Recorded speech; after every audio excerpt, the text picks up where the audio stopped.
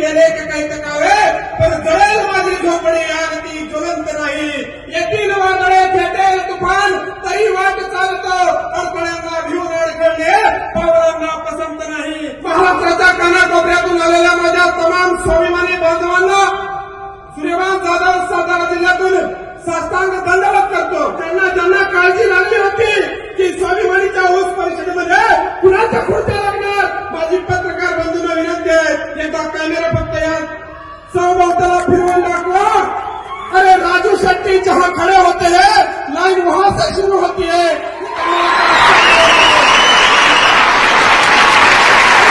मन के जीते जीत है, मन की हारे हार. जो हारा बिन लढे उस पे है धिक्कार. गेली 25 वर्षे अव्याहतपणे हा धगधगता अंगार चालवणारा आपला नेता आहे. अरे नेत्याची दखल दिल्लीचाही तख्त हलवतो म्हणून ज्यांनी घेतली त्या दिल्लीकरांना सुद्धा राजू शेट्टींचा हिसका काय असतो हे माहित आहे. आज भाषणाच्या मुद्द्यामध्ये कुठल्या मुद्द्याला हात घालवा हा प्रश्न माझ्यासमोर भावांनो उभा आहे. आज या ठिकाणी व्यासपीठावर मी बोलतोय, पण 3 रुपये किलोनं कांदा जातोय म्हणून आता शेतकरी बाब दिवाळी साजरा करू शकत नाही. हे दुःख तुमच्या समोर मांडू का आम्ही तर निवडणूकमध्ये निवडून येण्यासाठी तुम्हाला आश्वासनं दिली होती म्हणणाऱ्या त्या हरामखोर बाबासाहेब देशमुख सारख्या मंत्र्याला अरे का नाही आपण प्रश्न विचारला, ही व्यथा तुमच्या समोर मांडू. अजितदादा म्हणतात पैशाचं सौंद करणं सोपं नाही. फडणवीसांना एका सर्वसामान्य शेतकऱ्यांना प्रश्न विचारला, फडणवीस साहेब तुम्ही म्हणला 7-12 कोरा करू, का नाही केला कोरा. त्यावेळेस फडणवीस साहेब म्हणतात राजकारण करू नका.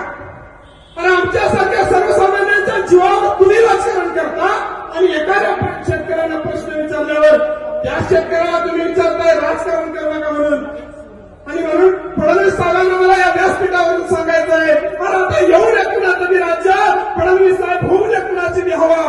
तुम्ही मंगळावर जावा, तुम्ही चंद्रावर जावा, तुम्ही पैशाचे टंक लावा, पण एक मात्र लक्षात ठेवा, उंच उंच उडायला जशी शिकवते या महाराष्ट्राची माती, खोल खोल गाडायला त्या मातीला नसते कुणाची भीती. तुम्ही फक्त एकदा आदेश द्या, पुन्हा एकदा या राजू शेट्टी साहेबांचा शेतकऱ्यांच्या हिताचा विचार संपूर्ण महाराष्ट्रामध्ये घेऊन जाण्यासाठी आमच्यासारखी तरुणीबाण फौज पुन्हा बाहेर पडू इच्छिते.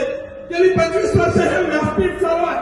अनेक नेते आले, अनेक गेले, परंतु निसर्गाचा एक नियम आहे, पाण्यानं जर रंग बदलला तर ते पान मात्र गळून पुन्हा जमिनीवरच पडतंय.